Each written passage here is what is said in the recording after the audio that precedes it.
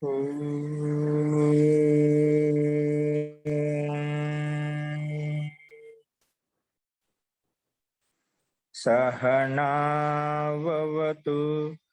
सहनौ भुनक्तु सह वीर्यं करवावहै तेजस्विनावधीतमस्तु मा विद्विषावहै। ओम शांति शांति शांति।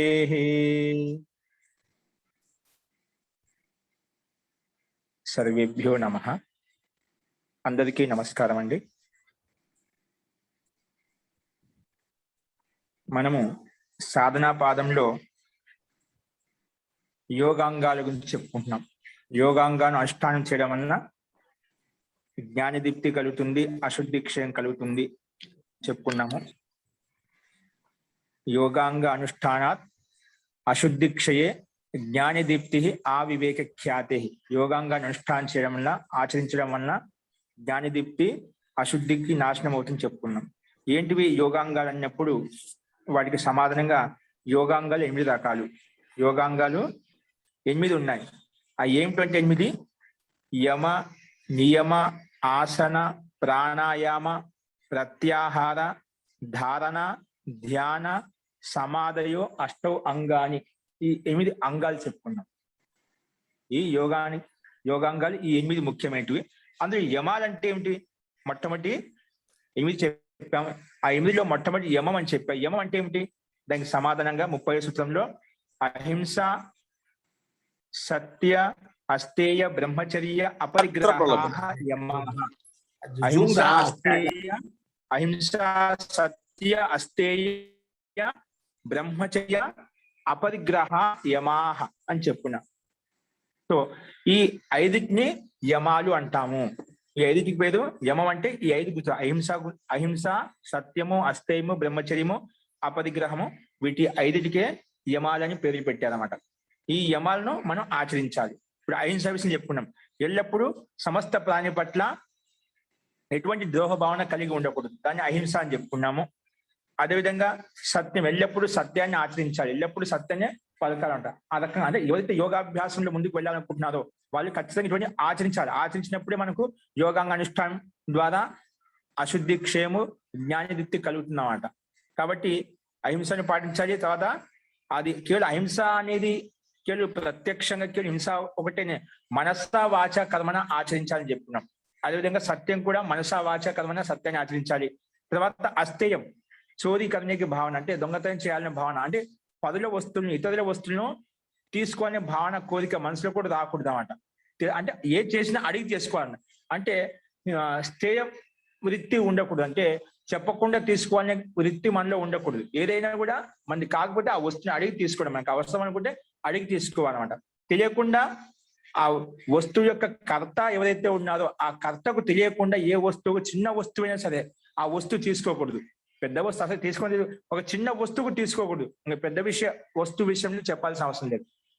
సో ఆ రకంగా అస్థేయాన్ని పాటించాలి, ఆచరించాలి। నెక్స్ట్ బ్రహ్మచర్యం। ఈ బ్రహ్మచర్యాన్ని కూడా మనము చాలా జాగ్రత్తగా పాటించాలి। బ్రహ్మచర్య సాధన చాలా కష్టము, కాబట్టి బ్రహ్మచర్యం పాటించాలంటే మనము స్వాధ్యాయం ఎక్కువ చేసుకుంటూ ఉండాలి। మనకు మన ఉత్తేజన పరిచేటువంటి పుస్తకాలు చూడడం కానీ, ఇంకా అశ్లీలత అటువంటి దృశ్యాలు చూడడం కానీ, ఇటువంటి సాంగత్యంలో ఉండకూడదు। ఇటువంటి కామోత్పాదన ఉత్పన్నం చేస్తూ ఉంటాయి, కామవాసన ఉత్పన్నం చేస్తున్నాం। ఈ శృంగారాలు ఏమైనా అతి ఎక్కువగా శృంగారాలు చేస్తూ ఉంటారు చాలా మంది।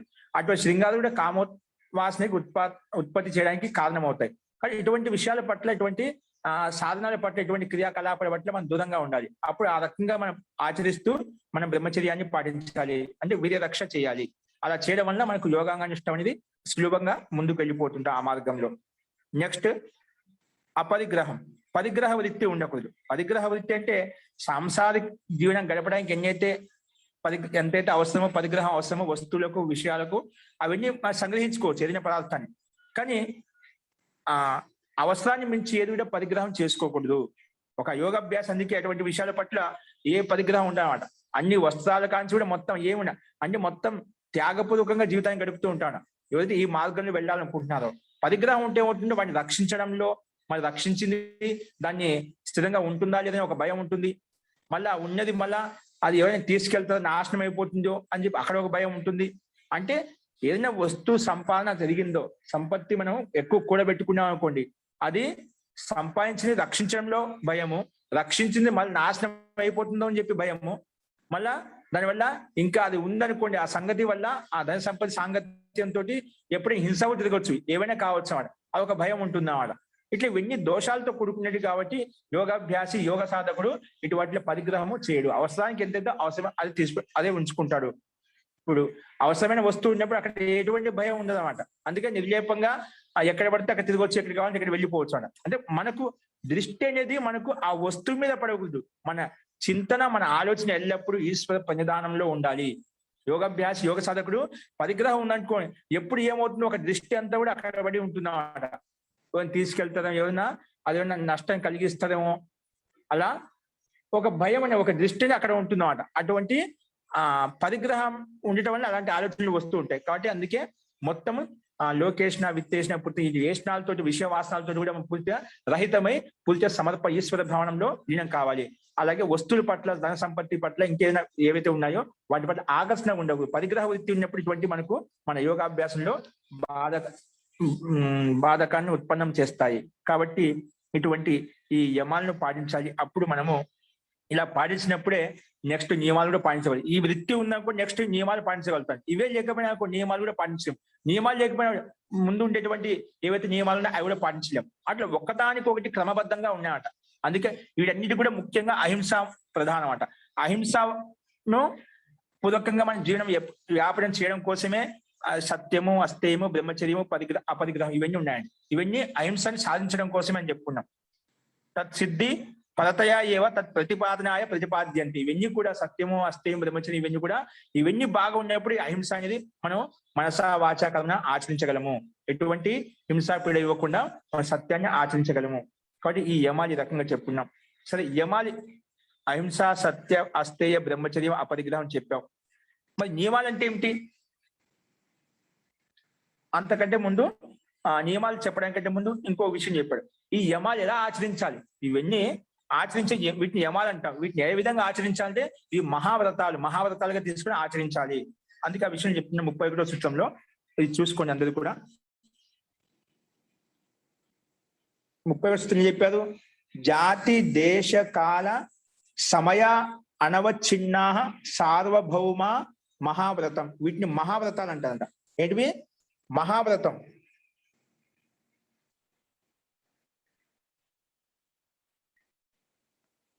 జాతి దేశ కాల సమయ అనవచ్ఛిన్నా సార్వభౌమ మహావ్రతం. ఈ యమాలు ఏవైతే అవి చెప్పామో అవి మహావ్రతాలంట. ఈ మహావ్రతాలను మనం ఆచరించాలి, మహావ్రతాలుగా భావించి ఆచరించాలి. ఇవన్నీ కూడా అత్యంత యోగాభ్యాసంలో అత్యంత ముఖ్యమైనవి, అనివార్యమైనటువంటివి. ఈ మహావ్రతాలుగా భావించి మనం వీటిని ఆచరించాలని చెప్పారు. కానీ కొంతమంది ఏం చేస్తుందంటే కొన్ని విశిష్ట నియమాలు పెట్టుకుంటుంటారు. ఏంటండి? కొన్ని విశిష్ట నియమాలు. ఏ రకంగా అంటే కొన్ని జాతి అంటే మనిషి జాతి, పశు జాతి, పశు పక్షి ఏవైతే ఉన్నాయో వాటిల్లో మాత్రం నేను హింస చేస్తాను, మళ్ళీ ఎక్కడ చేయను. కొంత జాతి, దేశం, స్థాన విశేషంలో నేను హింస చేయను. లేదా కాలము అంటే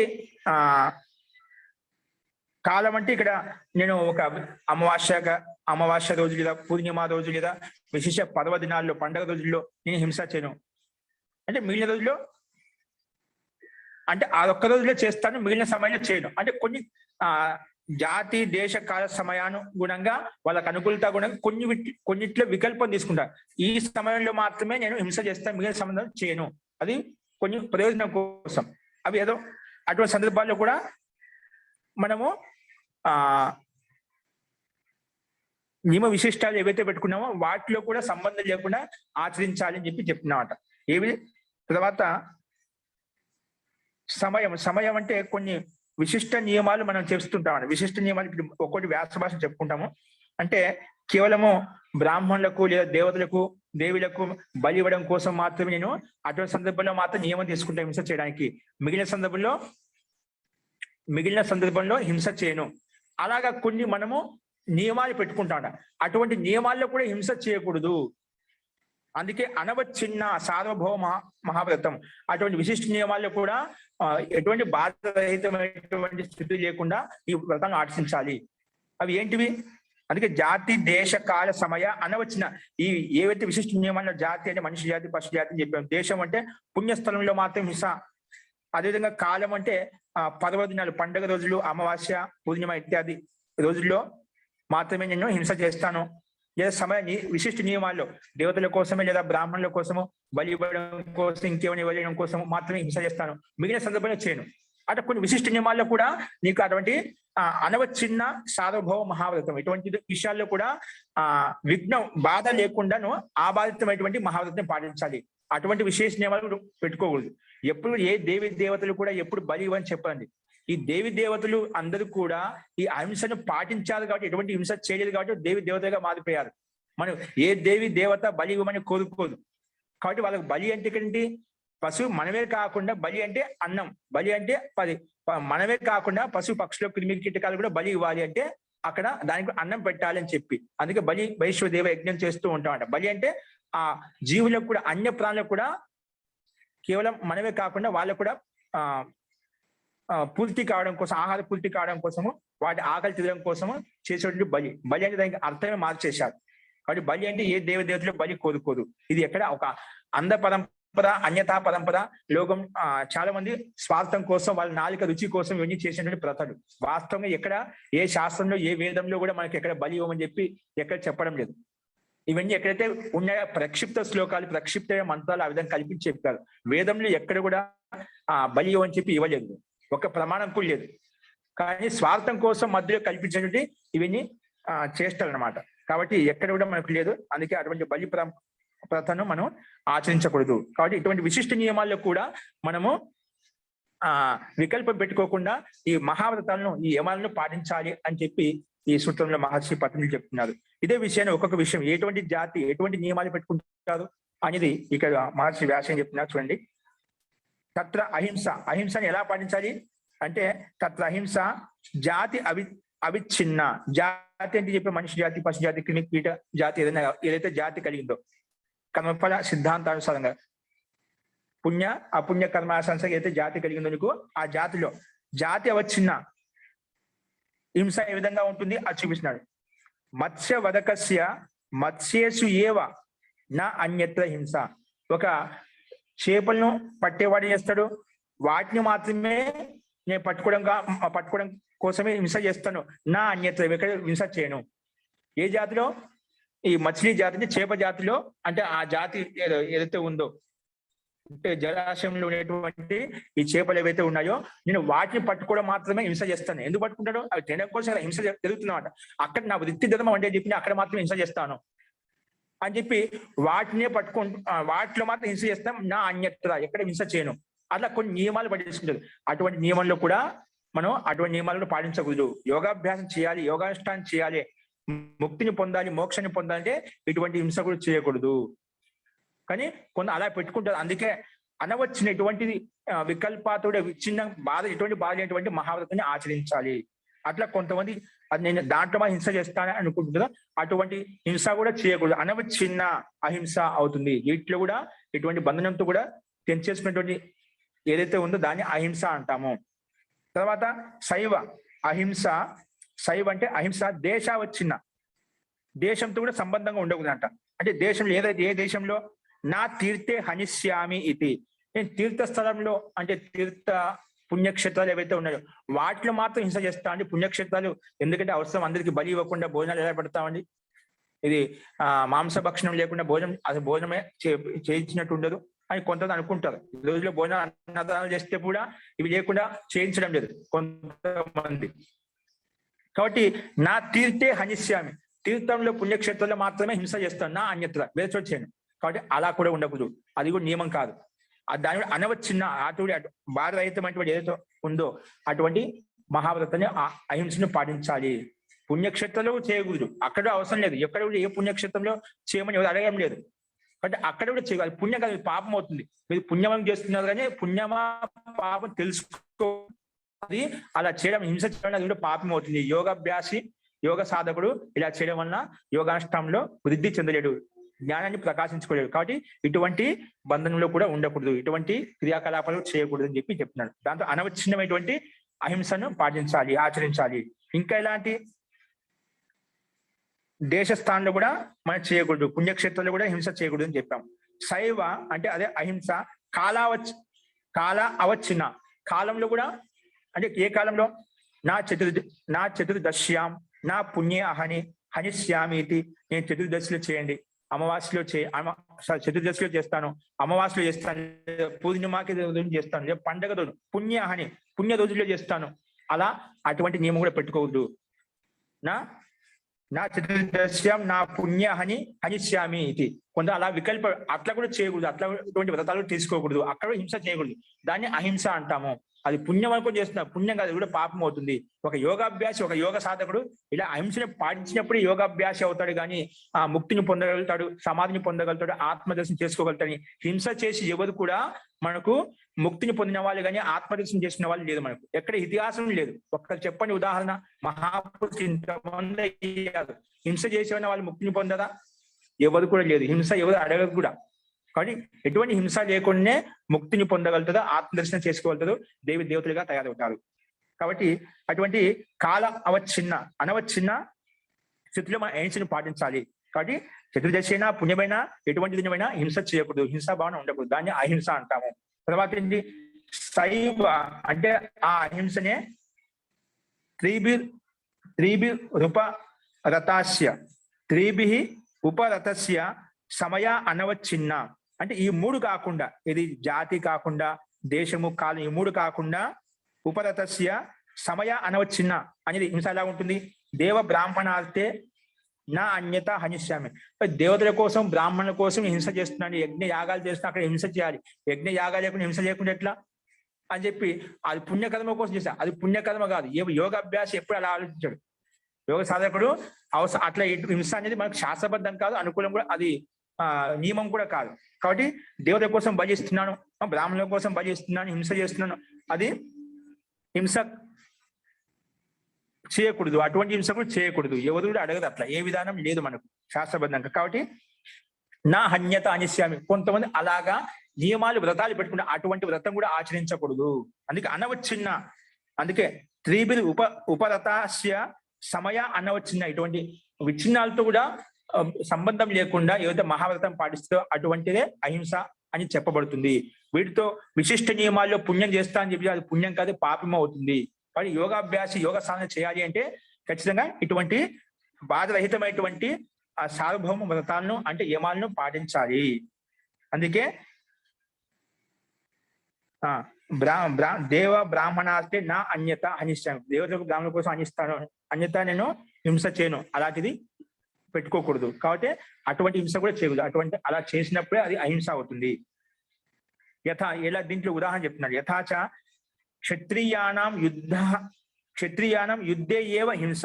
క్షత్రియులు యొక్క ధర్మం అంటే యుద్ధం చేయడం. వాళ్ళు ఏమనుకుంటారు, ఏ వ్రతం పెట్టుకుంటారంటే క్షత్రియ యుద్ధే ఏవ హింస, యుద్ధంలో మాత్రం హింస చేస్తాను, నా అన్యత్ర వేరే చోట హింస చేయను. కానీ నిజంగా క్షత్రియులు కూడా యోగాభ్యాసం చేయాలి, యోగానుష్ఠానం చేయాలి, ఆ అశుద్ధి క్షయం నాశనం చేసుకోవాలంటే అక్కడ వాళ్ళు నిజంగా ఆ రాజులైన వైరాగ్యం కలిగిన వాళ్ళు అక్కడ ఆ యుద్ధం చేయకుండా వైరాగ్యం వచ్చేసి వాళ్ళు అడవులకు వెళ్ళిపోతున్నారు, వదిలేసి వెళ్ళిపోతుంటారు. మనకి ఇతిహాసం చాలా చెప్తున్నారు, చాలా ఉదాహరణలు కూడా ఉన్నాయి. జనక మహారాజు దాంట్లో ఉన్నదన్నమాట. అన్ని వదిలేసి సన్యాసి దీక్ష తీసుకుని ఆ తపస్సుకు వెళ్ళిపోయాడు అనమాట. నిజంగా అది ధర్మపూర్వకంగా చేయొచ్చు. దుష్టులను సంహరించడం కోసం హింస అనేది, దుష్టులను సంహరించండి, ఒక దుష్టు వ్యక్తిని చంపాలంటే 100 మంది బాగుపడుతున్నా అంటే అది హింస కాదు. హింస ఆంశిక రూపంలో ఉంటుంది, కానీ వాని వల్ల 100 మంది కూడా బాగుపడ్డారు కాబట్టి, వాళ్ళు జీవించారు కాబట్టి అది ప్రభావం చూపించదు. ఇప్పుడు కొంతమంది వైదిక హింస నావద్దు, వైదిక సిద్ధాంతం కోసం హింస చేస్తున్నాను, వైదిక హింస నావద్దు, ఎందుకు అది కూడా హింసనే, కానీ ఆంశిక రూపంలో ఉంటుంది. కానీ ఆ వైదిక హింస ఎందుకు చేస్తున్నాము?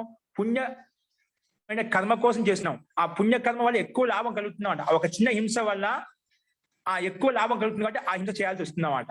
కాబట్టి ఇది ఆ పుణ్య కర్మకు ఎదురుగా ఈ హింస పెద్ద హింసేం కాదు, అది ఆంశిక రూపంలో ఉంటుంది కాబట్టి అంత ప్రభావం చూపించదు.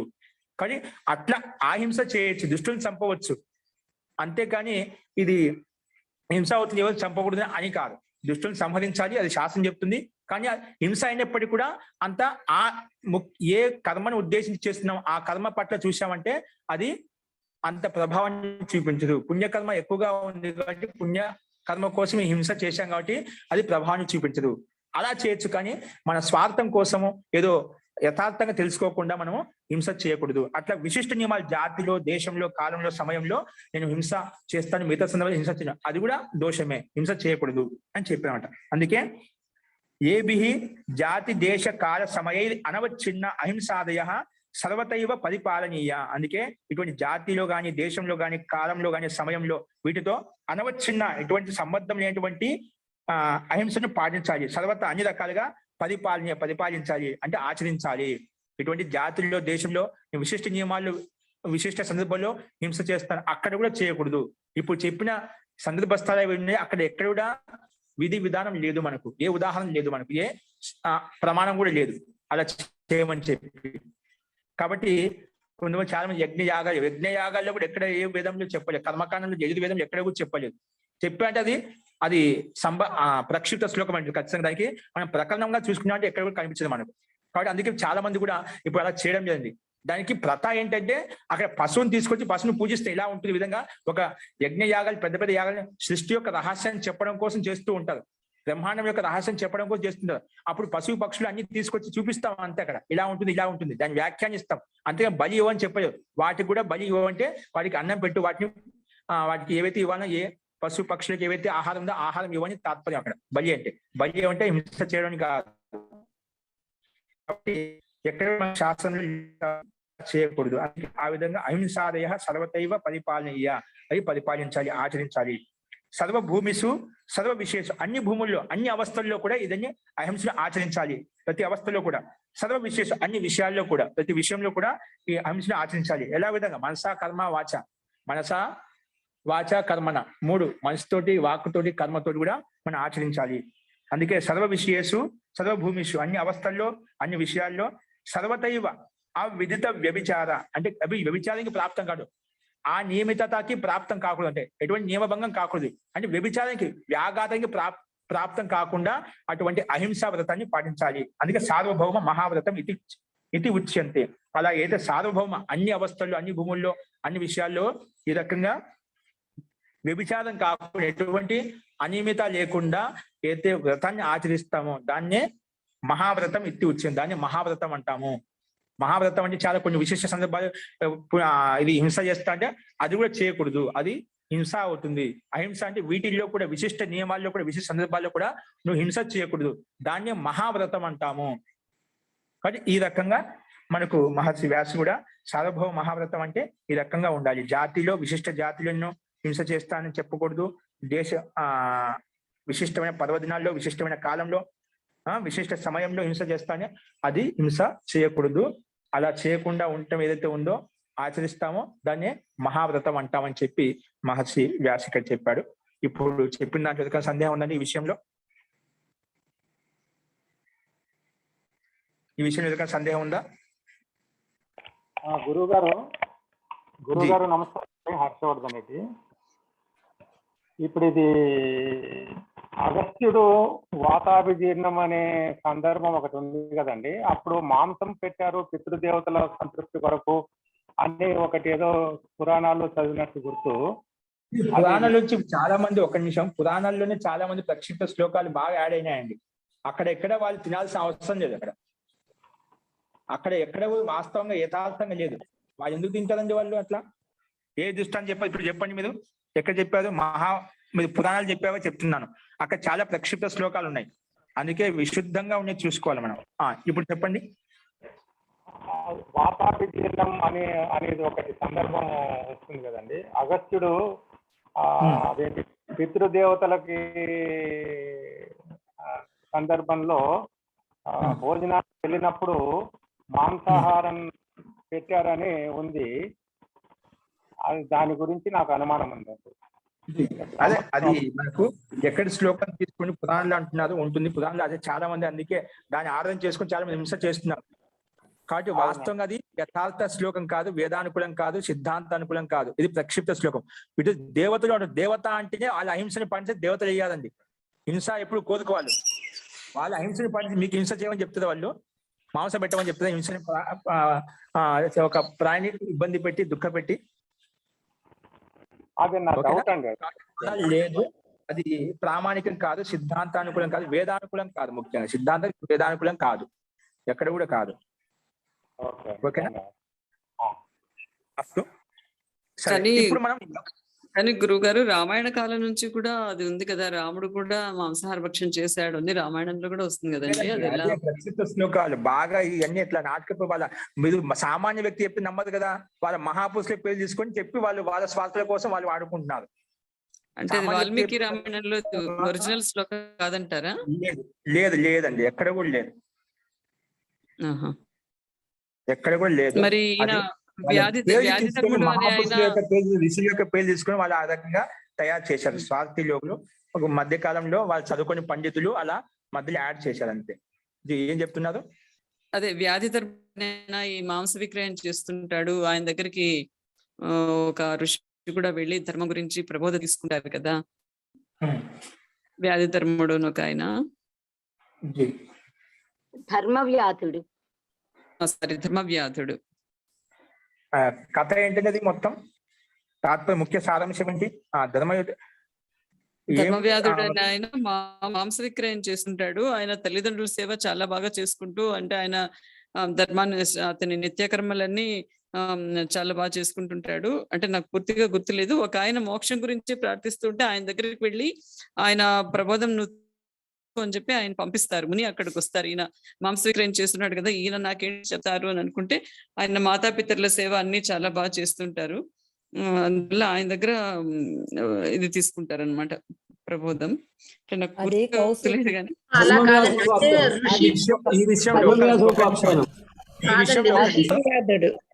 హలో, నమస్కారం అమ్మా, ఒక్క నిమిషం. ఒక్కదు ఉండండి.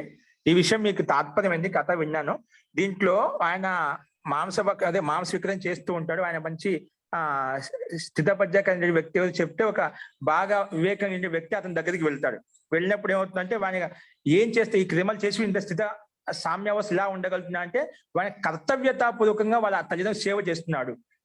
అంటే తన్మతాపూర్వకంగా కర్తవ్యాన్ని భావించి అలా అక్కడ ఏం తీసుకోవాలి, దృష్టాంతం చెప్పినప్పుడు దృష్టాంతాన్ని శిక్షా రూపంలో తీసుకోవాలన్నమాట. అక్కడ నీ కర్తవ్యాన్ని పూర్తిగా నువ్వు ఆచరించు.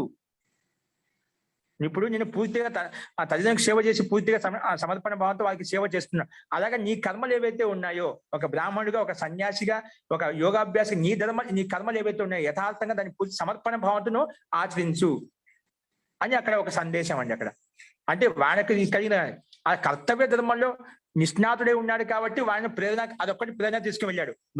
మానసిక వికృతి చేసిన ఆయనకు ముక్తి కలిగింది కాదు, ఆయన ధర్మం చేస్తున్నాడు కానీ అక్కడ హింస జరుగుతుంది. కాకపోతే ఒక కర్మ ఏం చేస్తున్నాడు, తల్లిదండ్రులకు సేవ నిష్ఠాభావంతో చేస్తున్నాడు. అది నేను చేసి మా కర్మను నిష్ఠాపూర్వకంగా చేస్తున్నా కాబట్టి వృత్తి ధర్మంగా ఇది కూడా చేస్తున్నాను. గురువు గారు మనము ఆయన యొక్క మాంస విక్రయం కాకుండా ఆ సేవ చేసే ధర్మం ఎత్తుంది నిష్ఠాపూర్వకంగా, అది మనం తీసుకోవాలి.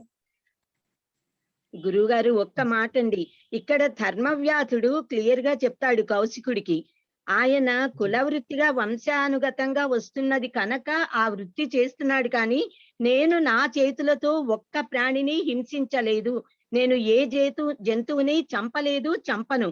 కానీ ఎవరు చంపిన ఆ మాంసాన్ని మటుకు తెచ్చి ఆ దుకాణంలో పెట్టి అమ్ముతాను, ఎందుకంటే అది నా కుల వృత్తి గనక అని చెప్పాడు. ధర్మవ్యాధుడు తన చేత్తో ఏ జంతువుని చంపలా. ఆ కౌశికుడు అక్కడికి ఎందుకు వస్తాడు అని అంటే, ఈ కౌశికుడు అనే అతను సద్బ్రాహ్మణుడు, ఇంకా విద్యార్థి, గురుకులంలో నేర్చుకుంటున్నవాడు అనమాట. ఒక రోజు ఒక చెట్టు కింద నుంచుని పాఠాలు, వేద మంత్రాలు వల్లవేస్తూ ఉంటాడు. అయితే పైనుంచి ఒక పిట్ట రెట్ట వేస్తుంది. వేయగానే ఇతని కోపం వచ్చి ఇలా కోపంగా తల పైకెత్తి చూస్తాడు. వెంటనే ఆ పిట్ట కాలి బూడిదై పడిపోతుంది. ఇతనిలో ఉన్న ఆ వేద మంత్ర పఠన శక్తికి అతనికి కోపం వచ్చేటప్పటికి ఆ కోపాగ్నికి దగ్ధమైపోతుంది అది. సరే, అతను కాసేపు అయ్యాక మళ్ళీ భిక్షాటన కోసం అలా వెళుతూ ఒక పతివ్రత ఇంటికి వెళ్ళి భవతి భిక్షాం దేహి అంటాడు. ఆవిడ ఒక్క క్షణం ఆగు అని చెప్తుంది. ఆవిడ ఆగమనకపోతే అతను అక్కడి నుంచి వేరే చోటికి వెళ్ళొచ్చు. ఆవిడ నేను భిక్ష తెస్తున్నాను ఆగమంటుంది, అతను అక్కడ ఆగుతాడు. ఆవిడ లోపలికి వెళ్ళి పాత్రలు అన్ని కూడా సిద్ధం చేస్తూ ఉంటుంది. ఈయనకి భిక్ష పెట్టడానికి ఆహార పదార్థాలు. సరిగ్గా అదే క్షణంలో ఆమె భర్త ఇంటికి వస్తాడు. ఆవిడ పరమ పతివ్రత సాధ్వి. ఆ భర్త వచ్చేటప్పటికల్లా ఈ కౌశికుని మాట భిక్ష మాట మర్చిపోయి భర్తని చూడగానే వెళ్ళి కాళ్ళు కడుక్కోవడానికి నీళ్ళిచ్చి, తాగడానికి మంచి నీళ్ళిచ్చి, ఆయన్ని కూర్చోబెట్టి నాకు ఆకలిస్తోంది అన్నం పెట్టి అంటాడు. వెంటనే ఆయనకి భోజనం పెడుతుంది. విసురుతూ సేవ చేస్తూ ఆయన భోజనం చేసేంత వరకు ఆవిడకి ఇంక మళ్ళీ అది గుర్తులోకి రాదనమాట. ఆయన భోజనం అవ్వగానే ఇంక నువ్వు భోజనం చెయ్యంటాడు. అప్పుడు ఆవిడకి కౌశికుణ్ణి అక్కడ బ్రాహ్మణ్ణి యువకుణ్ణి నిలబెట్టాను బ్రహ్మచారిని అని చాలా బాధపడి వెంటనే భిక్ష తీసుకెళ్లి క్షమించమని అడుగుతుంది. నా భర్తని చూసేటప్పటికి మిమ్మల్ని ఆగమన్న సంగతి మర్చిపోయాను, నన్ను క్షమించండి, భిక్ష స్వీకరించండి అంటుంది. అంటే అతను కోపంగా చూస్తాడు ఈవిడ్ని. చూడగానే నీ కోపానికి మాడి మసయి బూడిదైపోవడానికి నేను ఆ చెట్టు మీద ఉన్న పక్షిని కాను, నీవు విద్యార్థివి, బ్రాహ్మణుడివి, నీకు కోపం అనేది ఉండకూడదు. కోపాన్నే నిగ్రహించలేకపోతే నువ్వు నీ అరిషడ్వర్గాలను ఎలా నిగ్రహిస్తావు, బ్రాహ్మణత్వాన్ని ఎలా పొందుతావు, ఎలా సాధన చేయగలవు? నువ్వు ధర్మవ్యాసుడి దగ్గరికి వెళ్ళి ధర్మము అంటే ఏమిటో తెలుసుకో, జీవితం ఎలా గడపాలో తెలుసుకుంటే అప్పుడు నీ అధ్యయనం సరైన పద్ధతిలో కొనసాగుతుంది అని చెప్తుంది. అయితే ఇతను ఆ ధర్మవ్యాధుడిని వెతుకుతూ వెళ్తాడనమాట ఆవిడ చెప్పిన ఊరికి. ఆ ఊళ్ళో ప్రవేశించేటప్పటికి ఊరి చివరిలో ఒక మాంసం దుకాణంలో ఈ ధర్మవ్యాధుడు ఆ మాంసం అమ్ముతూ కనిపిస్తాడు. అందరినీ అడిగితే అతన్నే ధర్మవ్యాధుడు అంటారు అని చెప్తారు. ఇతను ఆ వాసన భరించలేక ఆ దుకాణాన్ని దూరంగా అతని వైపే చూస్తూ ఆగుతాడనమాట. ధర్మవ్యాధుడు ఇతడు తన కోసం వచ్చాడు అని గుర్తించి ఆ వచ్చిన వాళ్ళకి మాంసం ఇవ్వడం అయిపోగానే దుకాణం కట్టేసి ఈయనని అడిగితే నీ పేరు ధర్మవ్యాధుడా అంటే అవునంటాడు. అయితే నిన్ను కలవడానికే నేను వచ్చాను అంటాడు. అనగానే అవును, ఆ పతివ్రత పంపిస్తే మీరు వచ్చారని నాకు తెలుసు, మిమ్మల్ని చూసి నేను బయటకు వచ్చాను అని మా ఇంటికి రండి అని తీసుకెళ్ళి అక్కడ చెప్తాడు. అయితే ఇతను అడుగుతాడనమాట, పతివ్రత పంపించిందని నీకెలా తెలుసు అంటే, ఎవరి ధర్మాన్ని వారు త్రికరణ శుద్ధిగా ఎవరు పాటిస్తారో వారికి తెలియనిది ఉండదు అని చెప్తాడనమాట. అప్పుడు చెప్తాడు, మాతాపితృ సేవ చేస్తున్నా నేను, నా తల్లిదండ్రులు చూసుకోవడం, నా కుటుంబాన్ని పోషించడం, మనసా వాచా కర్మణ అహింసా వ్రతాన్ని అవలంబిస్తూ నేను చేస్తున్న పని ఇది హింస కాదు అని చెప్తాడు అతను. అలా ధర్మము అంటే ఏమిటి అన్నది అక్కడ ధర్మ విషయంలో అందుకే ఆంశగా ధర్మం చేస్తున్నాడు ఆయన.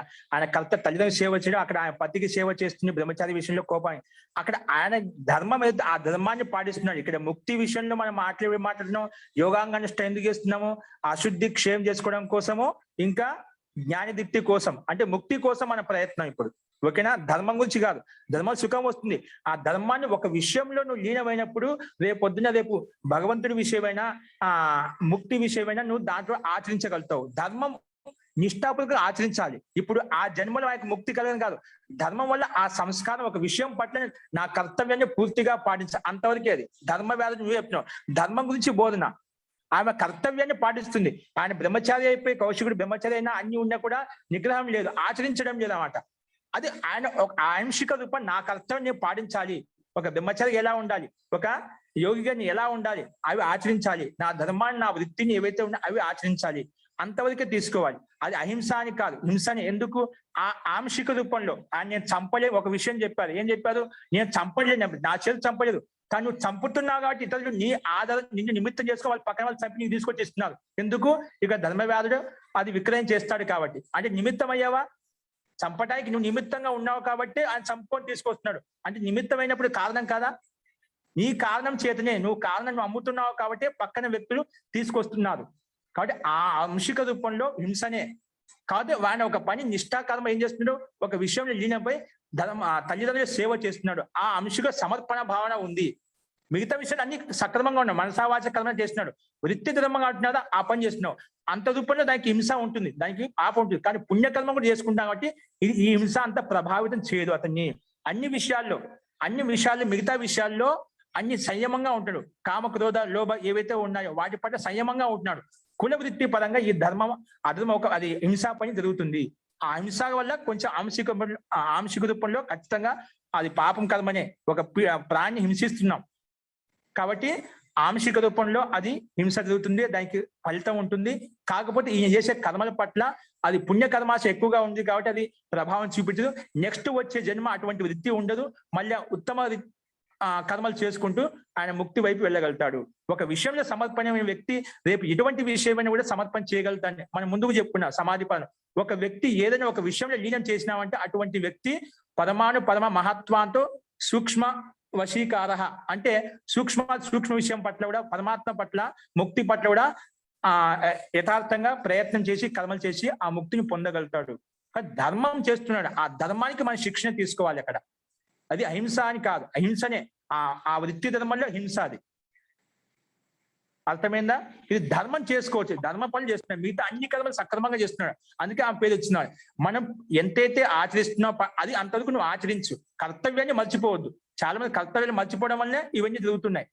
వాడి కర్తవ్యం నిష్ఠాపూర్వకంగా ఆలోచిస్తున్నాడు, ఆ ఒక్క ధర్మం చేస్తున్నాడు, కులవృత్తి పరంగా వస్తుంది కాబట్టి చేస్తున్నాడు అంతే. అది తప్పలేదు అనమాట. అది ఇప్పుడు రావణాసుడు తెలుదా ధర్మం అంటే అధర్మం తెలియదు, ఆయన కొడుకు మేనాదుడికి తెలుదా ధర్మం అంటే అధర్మం తెలిసిన కూడా అధర్మ పక్షంలో తండ్రిగా ఒక కొడుకుగా పుట్టాం కాబట్టి రావుడుగా నా ధర్మం ఏంటి ఇక్కడ అధర్మమైన తండ్రి పక్షంలో నేను పోరాట యుద్ధం చేయడం నా ధర్మం. అక్కడ ఆ కర్త నాకు ముక్తి అవసరం లేదు, నా ధర్మం ఏంటి వర్తమానంలో తండ్రికి ఆపత్తిలో ఉన్నాడు, కష్టంలో నా సుఖం కోసం నా మోక్షం కోసం నేను అధర్మం పనిలో నేను యుద్ధం చేయని చెప్పి ఎందుకు పోలేదు. వాళ్ళమ్మ చాలాసార్లు మండోదరి చెప్తుంది, అనేది తెలుసు అధర్మం పని ఎందుకు నీ ముక్తి సుఖాన్ని నువ్వు పోగొట్టుకుంటావు చేయొద్దు అంటుంది. లేదమ్మా నా ధర్మం ఏంటి ఇప్పుడు కొడుకుగా పుట్టిన తర్వాత తండ్రిని మధ్యలో యుద్ధంలో వదిలేసి వెళ్ళకూడదు, నేను నా స్వార్థం కోసం నా ధర్మం ఇది ఇక్కడే అది ఇదే చేయాలి అని చెప్పి చేస్తాడు. అంటే ముక్తి కలగదు, టైం పడుతుంది. మళ్ళా ఆ కర్మలు నాశనం చేసుకుని అనుభవించిన తర్వాత ఆ కర్మకు ఎంతో కొంచెం ప్రాయశ్చిత్తం ఉంటుంది, ప్రాయశ్చిత్తం అయిపోయిన తర్వాత మళ్ళీ ముక్తికి వెళ్ళిపోతారు. అలాగే ధర్మ వ్యాధులు కూడా ఇక్కడ ఆ కులవృత్తి ధర్మ పరంగా చేస్తూ ఉన్నాడు. అక్కడ ఆ జన్మలో నీకు మోక్షం కలగదు, ధర్మం వల్ల నీకు మంచి సంస్కారం సాత్వికత వృత్తి ఉంది. నెక్స్ట్ జన్మ మళ్ళీ అలా ఉండదు, మళ్ళీ సాత్విక కర్మలు చేసుకుంటూ అహింసను పాటిస్తూ ముక్తిని పొందగలుగుతాడు. సుఖాన్ని సాంసారిక సుఖాలు పొందగలుగుతాడు, సమవస్థను పొందగలుగుతాడు, కానీ ముక్తిని పొందలేడు, మోక్షాన్ని పొందలేడు. మనం మోక్షం గురించి మాట్లాడుకుంటున్నాము, అది ధర్మమే మిగతా విషయాల్లో, కానీ ఆంశిక రూపంలో అది హింస జరుగుతుంది. ఆ హింస అనేది ఉండకూడదు. అది ఒకటి గుర్తుపెట్టుకొని, చంపేవాడైనా అమ్మేవాడైనా వండేవాడైనా నేను తినటం లేదు, నేను చంపుతున్నాను ఊరికి అమ్ముతున్నాను లేదు నేను వండుతున్నాను నేను తినటం లేదు. చంపేవాడు అమ్మేవాడు దాన్ని కొట్టేవాడు కోసేవాడు అందరికి 8 మంది ఉంటారు. ఆ 8 మందికి పాపం కలుగుతుంది. ఎందుకంటే మీరంతా ఉన్నారు కాబట్టి వాళ్ళని పనులు జరుగుతున్నారు, మీరంతా లేకపోతే అటువంటి పనులు చేసే వాళ్ళకి లేకపోతే ఇటువంటి పనులు ఎవరు చేయరండి. ఇప్పుడు అమ్మేవాడు కూడా పాపమే, నేను అమ్మలేవు దాన్ని పోషించి అమ్ముతున్నాను, ఎందుకు అమ్ముతున్నావు దాన్ని కోయడం కోసం, నీకు తెలియదా నేను కోయడం కోసం అమ్ముతున్నానని చెప్పి, అది కూడా పాపమే. వాడు అమ్మిన వాడు మళ్ళా వాడు తినడం లేదు, వాడి కోస్తున్నాడు అనమాట, కషాయవాడికి ఇస్తున్నాడు అనమాట. ఆ కషాయవాడు మళ్ళా దాన్ని క్రయ విక్రయం చేసి ముక్కలు చేసి వేరే వాళ్ళకి ఇస్తున్నాడు, తినడం లేదు. కానీ వాళ్ళంతా ఉంటున్నారు కాబట్టి, వీళ్ళు అమ్మే వాళ్ళు ఉన్నారు కాబట్టి తింటున్నారు, తినే వాళ్ళు ఉన్నారు కాబట్టి అమ్ముతున్నారు, వీళ్ళంతా ఉన్నారు కాబట్టి అమ్మేవాడు అమ్ముతున్నాడు, వీళ్ళంతా ఉన్నారు కాబట్టి పోషించేవాడు పోషిస్తున్నాడు అన్నమాట. అట్లా ఈ రకం 8 మందికి వీళ్ళకు పాపం కలుగుతుంది, ఖచ్చితంగా పాపం కలుగుతుంది. దాని ప్రాయశ్చిత్తం అనుభవించాల్సిందే. ఆ హింసాజన్యమైన పాపం ఉంటుంది, ఖచ్చితంగా అనుభవించాల్సిందే. అందుకే నేను వండుతున్నా అంటే నేను తినటం లేదు, ఊరికే అమ్ముతున్నా అంటే నేను చేయడం లేదంటే పాపం ఖచ్చితంగా అంటుకుంటుంది. ఏదైనా హింసనే.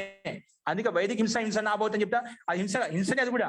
కానీ ఆంశికత మనం పుణ్యకర్మాసం చేస్తున్నాం కాబట్టి ఆ పుణ్యకర్మాసం మీద ఎక్కువ ప్రభావం చూపించదు, అంత రూపాయలు తీసుకోవాలి. నువ్వు మనసులో అది పెట్టుకొని తినాలని కోరిక పెట్టుకొని తిన్నప్పుడు అది హింస అవుతుంది, దానికి ప్రాయశ్చిత్తం కూడా ఖచ్చితంగా ఉంటుంది. అక్కడ ధర్మ వ్యాధుల గురించి, ఆ ధర్మం పట్ల నా ధర్మం పట్ల నీతి నిజాయితీగా ఉన్నాను, అదొక్క కులవృత్తి ధర్మంగా వస్తుంది కాబట్టి అక్కడ పాటించాను. ఎలా అంటే రావణాసుడి విషయంలో మనం చెప్పుకున్నాం, మేఘనాథుడు యుద్ధం చేశాడు కాబట్టి తెలిసినా కూడా తప్పని తెలిసినా కూడా అది వృత్తి ధర్మంగా ఆ విధంగా వచ్చింది, చేస్తూ వచ్చాడు. నెక్స్ట్ జన్మలో ఆయన మళ్ళీ మారిపోతాడు, అటువంటి వృత్తి చేయడానికి అవకాశం ఉండదు. కాబట్టి ఆ అంశికలో ధర్మం పని చేయి, నీ కర్తవ్యం పట్ల నిష్ఠాగా ఉండు, అది మనకు సంకేతం. అక్కడ ముక్తి విషయం చెప్పలేదా మన స్పష్టంగా ధర్మ వ్యాధుడు అని చెప్పి, అక్కడ ఆ స్త్రీ కూడా పతికి సేవ చేస్తుంది, లీనమైపోయింది కాబట్టి అక్కడ ఆ ధర్మం అది, ఇది ధర్మం కాదు. అట్లా ధర్మం నిష్ఠాగా ఉండి, కోల్ప ఉంటే అట్లా సహనం ఉండాలి, ఓర్పు ఉండాలి. అది అక్కడ నుంచి కౌశికుడు ఆ శిక్షణ తీసుకొని వెళ్ళిపోతాడు. అక్కడ అది నిష్ఠ, ఆమె ఏ విధంగా అయితే నిష్ఠలో తన పని లీనమై ఉంది, నేను కూడా నీ పనిలో నువ్వు లీనం కా, ధైర్యంగా ఉండు. భిక్షాటన కోసం వచ్చావు, ఆ వెయిట్ చేయి, ఇష్ట తీసుకోలేదు వెళ్ళిపో, కోపం ఎంత దానికి. అందుకే ఇవన్నీ మనకు సమాజంలో ఉంటూ మనకు అర్థమవుతాయి. కాబట్టి ఇవన్నీ మన ధైర్యాన్ని పరీక్షిస్తాయి, మనలో ఉండే సంస్కారాన్ని బయటకు తీస్తాయన్నమాట. నీలో ఆ సంస్కారం ఉంది, ఆ క్రోధాగ్ని, కోపం ఉంది, ఆవేశం ఉంది కాబట్టి, ఆ సంస్కారం ఉంది కాబట్టి సహనం లేకపోయావు, వచ్చేంత వరకు వెయిట్ చేయలేకపోయావు, అందుకే కోపం వచ్చిందన్నమాట. అట్లా ఇవన్నీ అనాదివాస సంస్కారం మనలో ఉండే ఆలోచనలు మనకు అవి ఇలాంటి ఆలంబన వచ్చినప్పుడు మనకు బయటకు వస్తూ ఉంటాయి అన్నమాట. కాబట్టి అందుకే ఆచరించినప్పుడు మనకు అన్ని నాలుగు ఏవే కోరికలు ఉన్నాయి, ఏవే ఆశలు ఉన్నాయి, ఏ సంస్కారం ఉన్నాయో మనకు తెలుస్తూ ఉన్నమాట. అందుకే ఈ యమ నియమాలు పాటించినప్పుడే ముందు మనం అంటే ఏం తెలుస్తుంది. అహింసను పాటించినప్పుడే నా యొక్క అస్తిత్వం ఏంటి, నాలో ఉండే గుణాలు ఏంటి, నాలో ఉండే దోషాలు ఏంటి, అవన్నీ తెలుస్తాయి. కాబట్టి మనం అది హింసామూలకమే ఆంశిక జన్యంతో హింస చేస్తున్నారు, అక్కడ హింస జరుగుతుంది. కాబట్టి పుణ్య కర్మాశయం చాలా ఎక్కువ చేస్తున్నారు కాబట్టి అది ఇది ప్రభావం చూపించదు. ధర్మాత్మ కాబట్టి అది తర్వాత నెక్స్ట్ జన్మలో ఆయన అటువంటి కర్మ ఉండదు. నెక్స్ట్ ఆ కర్మ తెలియించుకొని అహింసనే పాటిస్తూ ఆయన ముక్తిని పొందగలుగుతాడు. ఇది విషయం అండి. ఇప్పుడు స్పష్టమైంది అనుకుంటాను. ఇందులో ఒక సందేహం చెప్పండి మళ్ళీ. బాగా చెప్పారండి, ధన్యవాదాలు. జీ గురుగారు, నాదొక సంశయం అండి.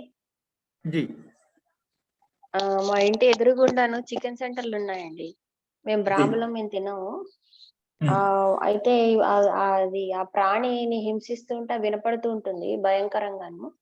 అపోజ్ చేసాము, అయినా కానీ పొలిటికల్ ఇన్ఫ్లుయెన్స్ వల్ల వాళ్ళు స్థిరపడిపోయారు. మాకు ఎలా మేము దాంట్లో భాగం అవుతామా? దీంట్లో భాగస్వామ్యం కాదండి, ఎందుకంటే మీరు అనుమోదం చేయడమే కదా. అనుమోదించడం అన్ని ప్రేరేపించినప్పుడు మన అటు ప్రయోజనం లేదు. అనివార్యం మనం కూడా సంయోగంగా అక్కడ వచ్చి ఉన్నాం, ఎక్కడికి వెళ్ళలేము. ఇప్పుడు నువ్వు అనుమోదించడం లేదు కదా, దాని భాగస్వామ్యం. నువ్వు దేంట్లో ప్రేరేపించడం లేదు, వాళ్ళకి సమర్థన చేయడం లేదు, లేదా మీ స్థలం ఇవ్వలేదు. ఒకవేళ మీ స్థలం ఏందనుకోండి, అది ఇవ్వకూడదు. కషాయవాడు అమ్ముకుంటున్నా అంటే అటువంటి స్థలం కూడా మనం బాడకు రెంట్కి ఇస్తున్నాం, అటువంటి వ్యక్తికి ఇవ్వకూడదండి. గుర్తుపడి హింస చేస్తున్నాడు, మా ఇచ్చే స్థలంలో కొట్టు పెట్టి అమ్ముకుంటున్నాడు, నిజంగా అటువంటి వ్యక్తికి ఇవ్వద్దు. ఇస్తే కూడా నీ కూడా పాపానికి భాగస్వామి అవుతావు నువ్వు కూడా. వాడు ఎంత చేసిన వ్యక్తి, తిన్న వ్యక్తి ఎంతైతే పాపం కలుగుతుందో, వాడు తినకపోయినప్పుడు అతనికి కూడా అంతే పాపం కలుగుతుంది, సమాన పాపం కలుగుతుంది. అలా అనుకోవద్దు, కొంచెం కలుగుతుందని. మళ్ళా తినేవాడికి ఎంత పాపం కలుగుతుంది, అమ్మేవాడికి కూడా అంతే పాపం కలుగుతుంది, వండేవాడికి అంతే పాపం కలుగుతుంది. అలా 8 మందికి అంతే, అమ్మేవాడు, కొనేవాడు, చేసేవాడు, ఇంకా అటువంటి స్థలం ఇచ్చిన వాడికి అందరికీ పాపం కలుగుతుంది. ఒక యోగాభ్యాస విషయంలో, సాంసారిక విషయంలో ఉన్నా అంటే అందుకే సాంసారిక విషయం మళ్ళీ మాటికి జన్మ కలుగుతూ ఉంటుంది. దానికి కర్మలు చేస్తుంటే మళ్ళీ సంసారం నీకు వస్తూ ఉంటుంది, సుఖ దుఃఖాలు అనుభవిస్తూ ఉంటావు, ఇక్కడే ఉంటావు. ఒక యోగాభ్యాసం చేయాలంటే ఇవన్నీ హింసను తొలగించుకోవాలి. హింసను నాశనం చేసుకున్నప్పుడే నీకు అశుద్ధి నాశనం అవుతుంది, జ్ఞానదీప్తి కలుగుతుంది. కాబట్టి మనం యోగాభ్యాసం చేయాలి, అశుద్ధిని నాశనం చేసుకోవాలి, ముక్తిని పొందాలి అంటే, నిత్యానందాన్ని పొందాలి అంటే ఇవన్నీ మనం వదులుకోక తప్పదు. సాంసారిక విషయంలో ఆలోచించద్దు. నేను ముక్తి సుఖం కోసం ప్రయత్నంలో ఉన్నాను, ఆ ప్రయత్నం ఇవన్నీ బాధకములు. కాబట్టి ఆ రకంగా ఆలోచించుకొని ముందుకు వెళ్ళాలి. మన నుంచి సమర్థన ఉండకూడదు, ప్రేరణ ఉండకూడదు. అది మనకు పక్కన చూస్తున్నాం అంటే, అది చూస్తున్నాం అంటే మనకు దాన్ని బాధపడుతున్నాం కాబట్టి వాడిని ఇది బాధపడితే మనం సంతోషపడలేదు కదా, అది భాగస్వామ్యం కాదు. ఓకేనా? ధన్యవాదాలు. జీ లక్ష్మి గారు, నేనే మాట్లాడాను గురుగారు ఇప్పుడు. ఓకే అండి. మహోదయ, విశాలాక్షి గారు, మీకు స్పష్టత వచ్చిందండి? డాక్టర్ విశాలాక్షి. అయ్యో నాకు తెలుసు అండి, నాకు తెలుసు. ఆవిడ చెప్తూ ఉంటే ఆవిడ సరిగ్గా గుర్తు లేదన్నారని ఆవిడ కోసం అది చెప్తానంటే. ఓకే అండి, అట్లయితే ధన్యవాదాలండి. జీ ఇంకా అండి? మహోదయ, ఇది రామాయణం. మిగిలిన వాళ్ళు మ్యూట్ చేసుకోండి. రామాయణం జీ ఓపెన్ చేయండి. ఇది పరమహంస శ్రీ జగదానంద సరస్వతి రాసిన రామాయణం చదవమనండి. ఇందులో ఎక్కడ రాముడు మాంసభక్షణ చేసినట్టు లేదండి. అసలు సూర్యనారాయణ గారు తెలుగు అనువాదం చేశారు. సంపూర్ణ విశుద్ధ శ్రీమద్ వాల్మీకి రామాయణము. ఇది చదివితే అంత అర్థమవుతుందండి వాళ్ళకి. జీ జీ ఉన్నాయండి, ఇట్లా విశుద్ధంగా ఉండేది. చాలా మంది పుస్తకాలు రాశారు, కానీ కొన్ని ప్రక్షిప్తం వల్ల అవి చాలా మంది తెలియక పాపం వాళ్ళ దాన్ని చూసి అలా వీళ్ళు మోసపోతున్నారు అనమాట. అంటే మోసపడి తెలియక అంతే. విద్య మనకు గురు సాన్నిధ్యం, గురు సత్సంగం ఉంటేనే అటువంటివి మనకు తెలుస్తూ ఉంటాయి. ఉన్నాయండి మనకు, కొంచెం ప్రయత్నం చేస్తే మీరు చెప్పినట్టుగా విశుద్ధ మనుస్మృతి, విశుద్ధ రామాయణము, అలా విశుద్ధ మహాభారతం, దీంట్లో ప్రక్షిప్త శ్లోకాలు ఎక్కువగా ఉన్నాయి కాబట్టి వాళ్ళు ఆంశిక రూపంలో అక్కడ ఉండే శ్లోకం యొక్క అర్థం తెలుసుకోకపోవడం ఇవన్నీ అనర్థాలు వస్తున్నాయి అన్నమాట. కాబట్టి మనకు విశుద్ధంగా ఉన్నాయని ఎప్పుడు దేవి దేవతలు ఎప్పుడు ఇలాంటి హింస చేయండి. హింస చేయలేదు కాబట్టి వాళ్ళు దేవతలుగా ఇది వరకు మనం వాళ్ళని పూజిస్తూ ఉన్నామట. హింస చేస్తే వాళ్ళు దేవతలు కాదు, వాళ్ళు కూడా మన లెక్క మనుషులే, సామాన్య వ్యక్తులే ఉండేవారు. కాబట్టి అలా ఎక్కడ కూడా లేదు, అలా మీరు కూడా అనుకోవద్దు. ఓకే అండి, అస్తు. సో నెక్స్ట్ 32వ సూత్రంలో యమాలు 5 చెప్పుకున్నాము. తర్వాత నియమాలు చెప్తా. అంటే ఇవి ఎలా పాటించాలంటే మనం విశిష్ట సందర్భాల్లో కూడా ఈ మహావ్రతాలను పాటించాలి. ఏమంటే ఈ 5 యమాలు అహింస, సత్య, అస్తేయ, బ్రహ్మచర్య, అపరిగ్రహాన్ని పాటించాలి. ఇవి మహావ్రతాలు. ఆ విధంగా మహావ్రతాలుగా భావించినప్పుడే మనం వీటిని ఆచరించగలుగుతామండి. అంటే మన లక్ష్యం బలంగా ఉండాలి. నా ముక్తి, నా మార్గం, ముక్తే నా లక్ష్యం బలంగా ఉన్నప్పుడు ఇటువంటివి మహావ్రతాలను ఆచరించగలుగుతామంట. కాబట్టి వ్రతం అనేది చాలా బలంగా దృఢంగా ఉన్నప్పుడే మనం వీటిని ఆచరించగలుగుతాం. కాబట్టి విశిష్ట సందర్భాల్లో జాతి, దేశ, కాల, సమయ ఇటువంటి సందర్భాలను హింస చేస్తా అంటే అది కూడా హింస చేయకూడదు, అది కూడా హింసామూలకం అవుతుంది. అలా విశిష్ట సందర్భాల్లో కూడా ఇక్కడ చెప్పిన జాతి, దేశ, కాల, సమయాన వచ్చిన ఏదైతే ఉందో అక్కడ ఎక్కడ కూడా మనకు విధి విధానం లేదండి. వేదానుకూలంగా మనకు వేదం మూల ప్రమాణం వేదంలో ఎక్కడ కూడా లేదు. కాబట్టి ఇట్లాంటి విశిష్ట దినాల్లో నేను హింస చేస్తా అంటే అట్లాంటి హింస కూడా ఉండకూడదు. వాటిలో అనవచ్ఛిన్నమైనటువంటి సార్వభౌమ మహావ్రతాన్ని పాటించాలి అని చెప్పాం. ఓకే. సో తర్వాత నియమాలు అంటే ఏమిటి? మరి యమం అంటే చెప్పుకున్న మహావ్రతాలను పాటించాలి, 5 యమాలను పాటించాలి. నియమాలు అంటే ఏమిటి చూడండి. శౌచ, సంతోష, తపః, స్వాధ్యాయేశ్వర ప్రణిధానాని నియమాః. ఏంటి? ఇవి కూడా నియమాలు 5 ఉన్నాయి. ఏ విధంగా యమాలు 5 ఉన్నాయో నియమాలు కూడా 5 ఉన్నాయండి. ఏంటవి? శౌచం, తర్వాత సంతోషం, తర్వాత తపః, తర్వాత స్వాధ్యాయం, తర్వాత ఈశ్వర ప్రణిధానం. ఈ 5ని నియమాలు అంటాము. 5 యమాలు, 5 నియమాలు. నియమాలు ఏంటి? 5 శౌచ, సంతోష, తప, స్వాధ్యాయ, ఈశ్వర ప్రణిధానాన్ని యమాహ. ఈ 5 నియమాహ, నియమాలు. ఓకే. సో ఈ నియమాలను మనం పాటించాలి, ఆచరించాలి.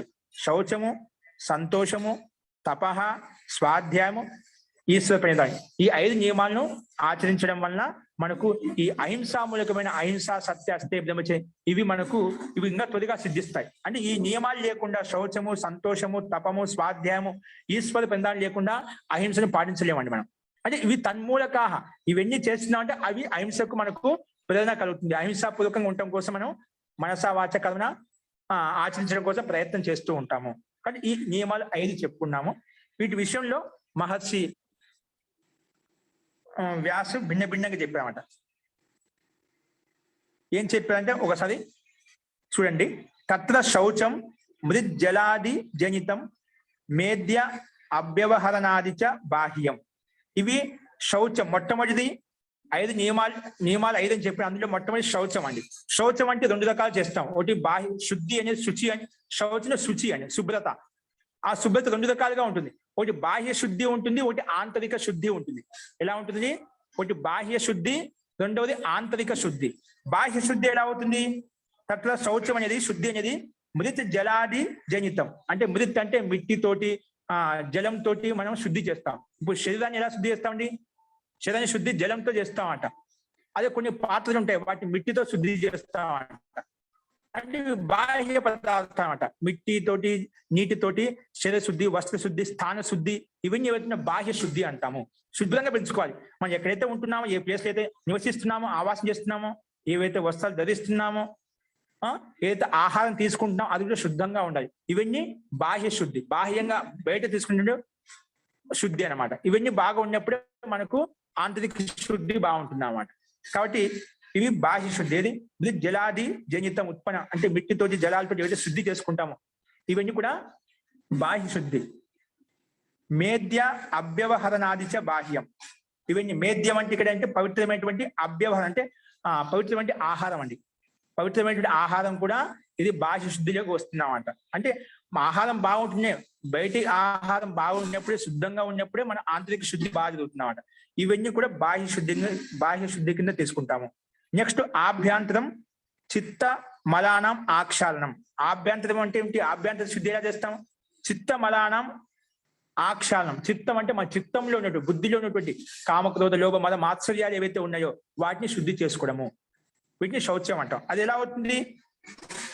అది మనం విద్య ద్వారా, యథార్థ జ్ఞానం ద్వారా ఈ చిత్త మలానం ఆక్షాళన జరుగుతుంది, శుద్ధి జరుగుతుంది. యోగాభ్యాసం ద్వారా, యోగానుష్ఠానం ద్వారా వీటి శుద్ధి జరుగుతుంది. కాబట్టి చిత్త మలానం ఆక్షాళనం శుద్ధి ఏదైతే ఉందో అవి ఆంతరిక శుద్ధి అంటాము. బయట శుద్ధి మిట్టితోటి, నీటితోటి శుద్ధం చేసుకుంటాం, మంచి శుద్ధమైన ఆహారంతో మనకు శుద్ధపరుచుకుంటాం. కానీ లోపల ఆంతరిక శుద్ధి, మనిషి యొక్క శుద్ధి, బుద్ధి యొక్క శుద్ధి ఎలా అవుతుంది? ఇవి యథార్థ జ్ఞానంతో అవుతుంది.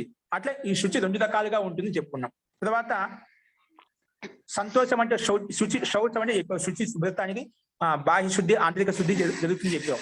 మరి సంతోషం అంటే ఏమిటి? ఆ విషయం చెప్తున్నాడు. సంతోష సన్నిహిత సాధనాత్ అధికస్య అనుపాదిత్స.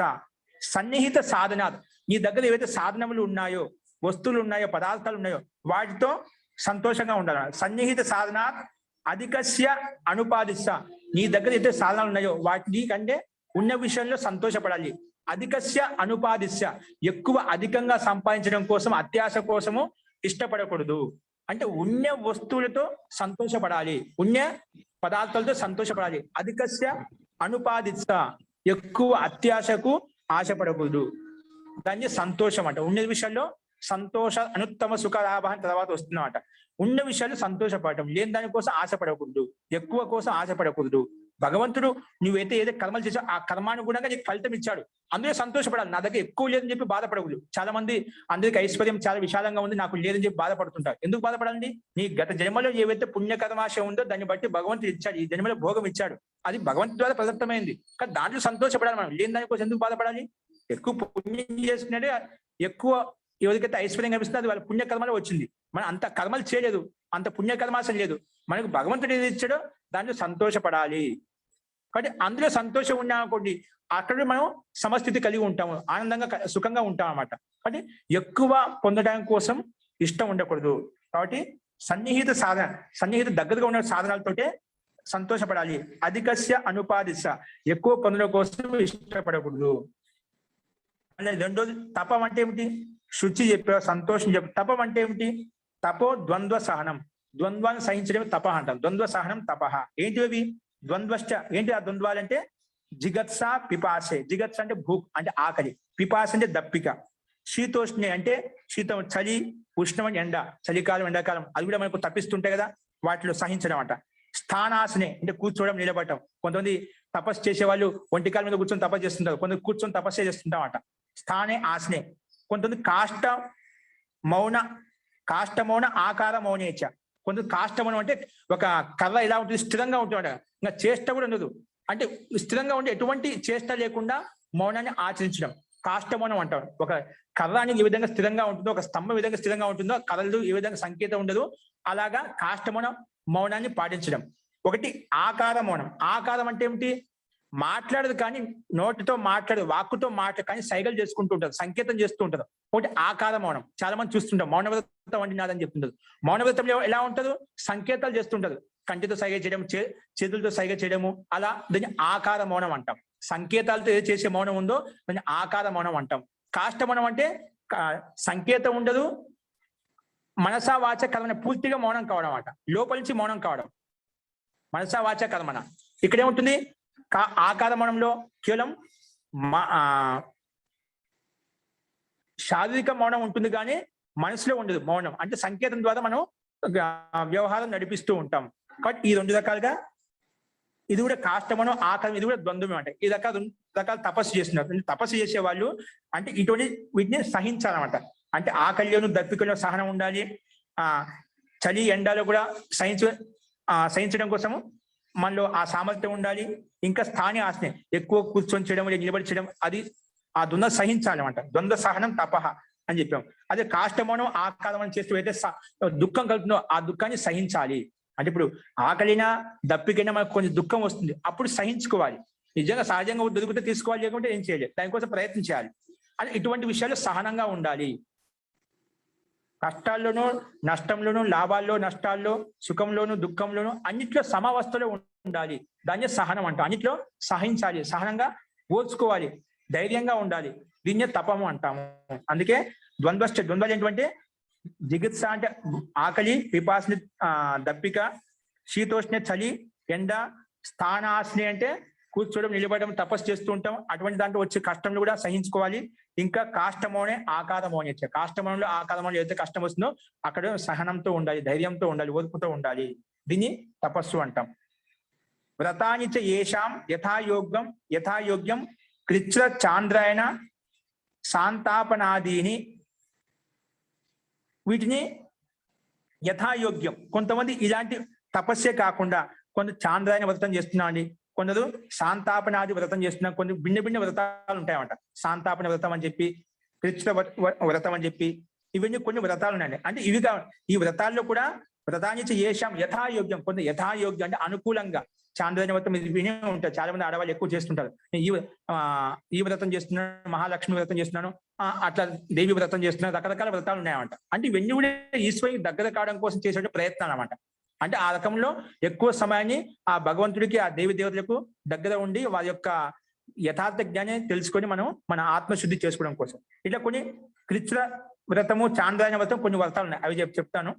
సో ఈ వ్రతాలు కొన్ని ఆనుకూల్యంగా ఇలాంటి వ్రతాలు చేస్తుంటారు. ఇవన్నీ కూడా ద్వంద్వ సహనం తపః ఉచ్యతే. ఇవన్నీ కూడా తపాలు, అంటే ఇవన్నీ ద్వంద్వాలు, వీటిని సహించుకోవాలి. ఇప్పుడు వ్రతం చేస్తున్నాం అంటే ఏం తినకుండా ఆ కొంచెం కష్టం కలుగుతుంది, దాన్ని ఓర్చుకుంటామంట. ఎందుకు? పరమాత్మ కోసం, అంటే ముక్తి కోసం, ఆనందం కోసం ఇవన్నీ సహించాలి. తర్వాత స్వాధ్యాయం అంటే ఏమిటి?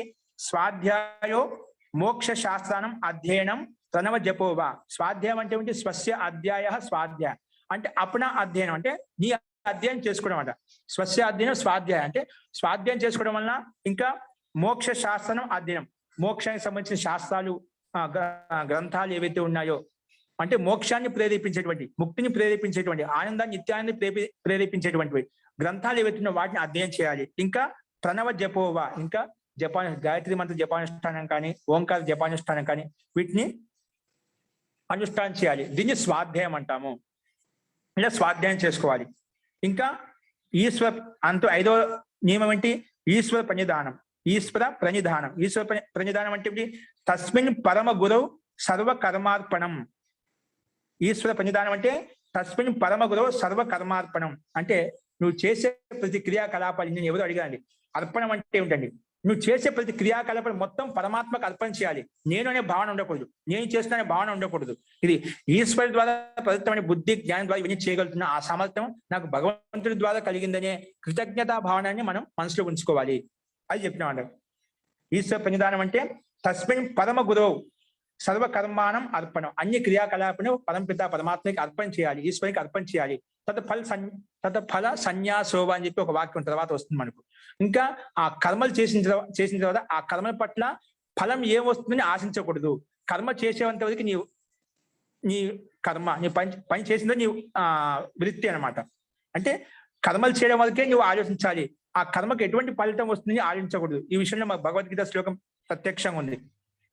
ఏంది? కర్మణ్యేవాధికారస్తే మా ఫలేషు కదాచిన, అంటే కర్మ చేయడం వరకే నీ వంతు, దాని ఫలం గురించి నువ్వు ఆలోచించకూడదు. ఇలాగా ఇవి నియమాలు ఏవైతే 5 ఉన్నాయో, క్రియాకలాపాలు ఏవైతే చేస్తామో, శౌచము, సంతోషము, తపము, స్వాధ్యాయము, ఇంకా ఈశ్వర ప్రణిధానం, ఇవన్నీ నియమాలు. ఇలా చేయాలి. ఈశ్వర ప్రణిధానం అంటే ముఖ్యంగా నువ్వు చేసే ప్రతి క్రియాక పరమపిత పరమాత్మ అర్పణ చేసి మనం ఆ రకంగా ఉంటే మనకు త్వరగా ఇలా నియమాలను పాటించడం వలన యోగాంగ అనుష్ఠానం మనకు సిద్ధిస్తుంది, అశుద్ధి క్షయం నాశనం అవుతుంది, జ్ఞానదీప్తి కలుగుతుంది అని చెప్పి ఈ నియమాలు చెప్పుకున్నాము. ఇదే విషయంలో కొంచెం శ్లోకం ఉంది, ఆ శ్లోకాన్ని మనం రేపు చూద్దామండి. కాబట్టి ఈ నియమాలు 5, శౌచము, సంతోషము, తపము, స్వాధ్యాయము, ఈశ్వర ప్రణిధానము, వీటిని ఆచరించాలి. వీటి వల్ల ఇలా ఆచరించడం వల్ల ఎటువంటి లాభాలు కలుగుతాయి? శౌచం చేయడం వల్ల ఎటువంటి లాభం కలుగుతుంది? సంతోషంగా ఉండటం వల్ల ఎటువంటి లాభం కలుగుతుంది? తపస్సు చేయడం వల్ల ఎటువంటి లాభం కలుగుతుంది?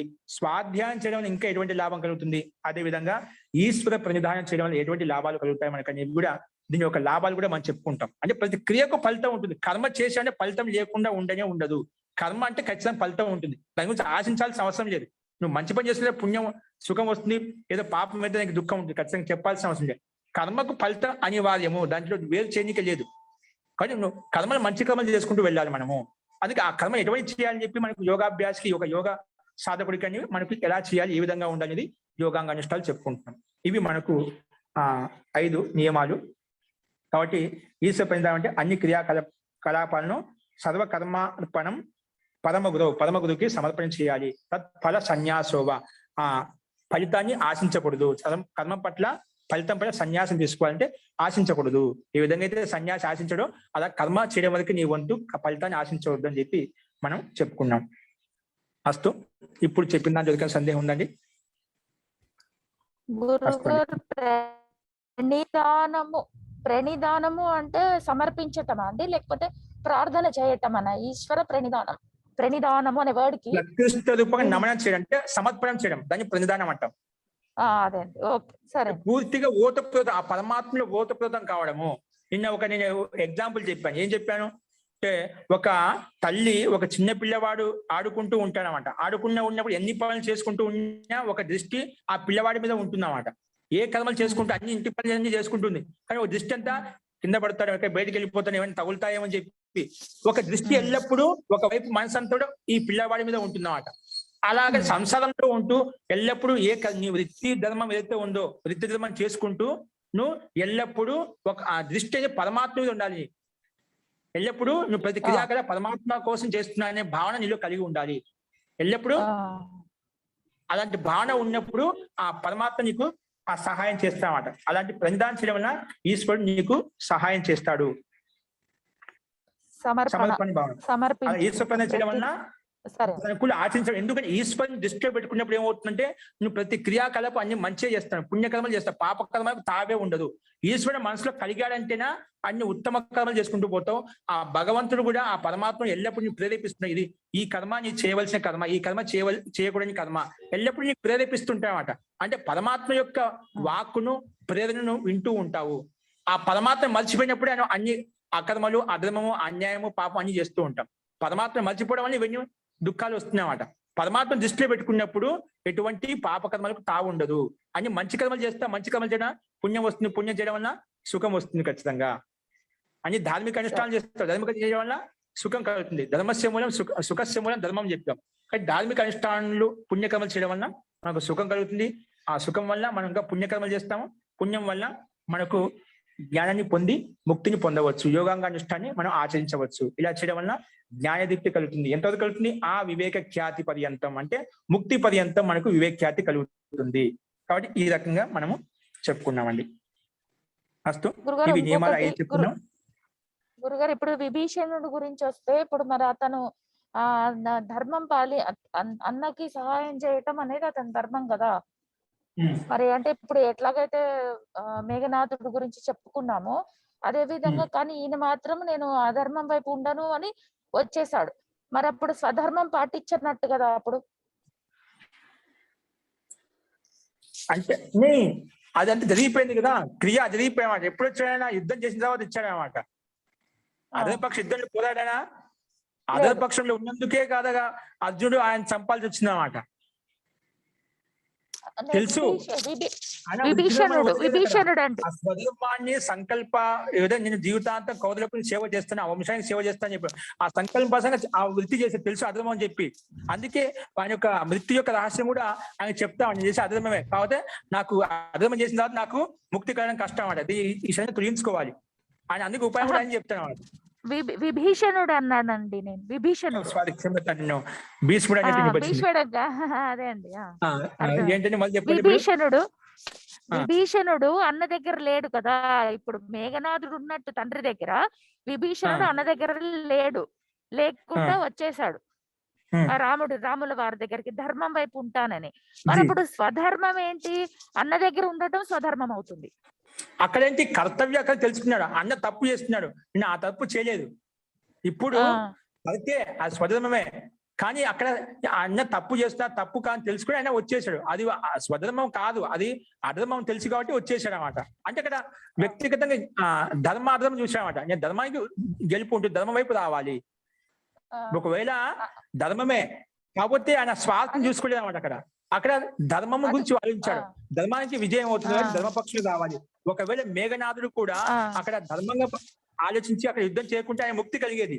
కానీ అక్కడ ఆయన నాకు ధర్మము, ఇప్పుడు మీరు ధర్మ వాల్యూ గురించి చెప్పారా, ఇక్కడ నా ధర్మం ఇది కూడా నా కర్తవ్యం వదిలిపెట్టి వెళ్ళకూడదని చెప్పి ఆయన ఆలోచించాడు అన్నమాట. అందుకు ఒక సృష్టికాలం, ఒక జన్మకాలం మనకు టైం పడుతుంది మళ్ళీ ఆ ప్రాయశ్చిత్తం అనిపించడం, మళ్ళీ జన్మ తీసుకోవాల్సి ఉంటుంది. ఆ జన్మ కర్మఫల సిద్ధాంతం పూర్తి అయిపోయిన తర్వాత మళ్ళీ ముక్తికి వెళ్ళిపోతాడు. సరేనండి, సరేనండి, కాబట్టి అక్కడ సరేనండి. ధర్మమే, ధన్యవాదాలు. ధర్మం అయినప్పటికీ అది అధర్మంతో కూడుకున్నది కదా. అవును, ఆయన ధర్మం, కానీ అది నువ్వు ఏ ధర్మం అనుకుంటున్నావు అది అధర్మం అన్నమాట. కాకపోతే నువ్వు అవును. ఒక రక్త సంబంధంగా ఉండేందుకు నువ్వు అది ధర్మంగా భావిస్తున్నావు. కానీ దానికి మ్మ్. ఆ అధర్మ పక్షంలో ఉన్నప్పుడు నీకు ఆ ఫలితాన్ని అనుభవించాలి. రావణుతో నువ్వు అనుభవించాల్సి వచ్చేది అన్నమాట. ఏ విధంగా అయితే మేఘనాథుడు అనుభవించాడు. ఆ, వెళ్ళింటేనా కరెక్ట్, విభీషణుడు కరెక్ట్. అనుభవించేవాడు. కానీ తెలుసుకొని అవునండి. ఈ పక్షంలో వచ్చాడు కాబట్టి వానికి అటువంటి కర్మ బంధనంకి రాడు. అదేనండి, గురువు గారు ఒక్క సరేనండి. మాట బాగా చెప్తానండి. క్లారిటీ. కాదమ్మా, మీరు అడిగిన దానికే తల్లి కాదు. విభీషణుడు వచ్చేసాడు అంటే ధర్మం దైవము రాముడు అని తెలిసి వచ్చాడు ఒకటిని. రావణాసురుడు అతన్ని వెళ్ళిపోమ్మన్నాడు కదా, బహిష్కరించాడు. అందుకని ధర్మాన్ని, అది కూడా రాముడిని, correct. దైవాన్ని ఆశ్రయించాడు. అన్నకి correct, తనున్నంత వరకు తన ధర్మాన్ని పాటిస్తూ ఎన్నో చెప్పాడు. సార్లు బుద్ధి చెప్పాడు. చెప్పాడు సీతమ్మని అవును. వదిలేయమని. అంతే, చెప్పినా అంతే. కూడా రావణాసురుడు వినలేదు, బహిష్కరించాడు. అప్పుడు రాముణ్ణి శరణు కోరాడు. కనుక అంతే. విభీషణుడికి ఏ దోషం లేదు, ఆయన ఎప్పుడు లేదు. ధర్మాత్ముడే, అంతే, భాగవతోత్తముడు. అంతే అండి, అంతే, బాగుంది, కరెక్ట్. ఓకే అండి, అతి ఉత్తమం. ధన్యవాదాలు. అందుకే అక్కడ ప్రయత్నం చేసిన ఏం లేదు. కాకపోతే అందుకే ఆ ఇటువైపు రావాల్సి వచ్చిన ధర్మపక్షంలోకి వచ్చేసి ఆ రాజ్యాన్ని పరిపాలించాడు అనమాట. ధన్యవాదాలండి, నమస్కారం. అస్తు అండి. ఇంకేమైనా సందేహాలు మరి చూద్దామండి. ఓకేనా? అస్తు. మంత్రపాఠ.